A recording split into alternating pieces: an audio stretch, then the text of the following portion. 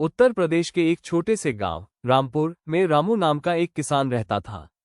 उसका जीवन खेत खलिहान और मिट्टी की सुगंध से जुड़ा हुआ था।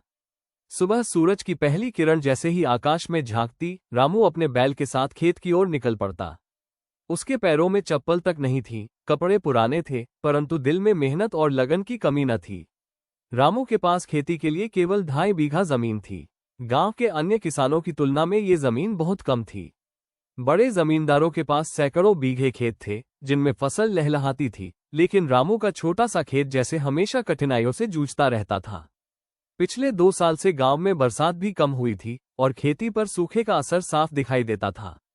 रामू का परिवार भी उसकी तरह ही संघर्षशील था। उसकी पत्नी सीता हर दिन सुबह से शाम तक घर और खेत दोनों में उसका हाथ बटाती थी।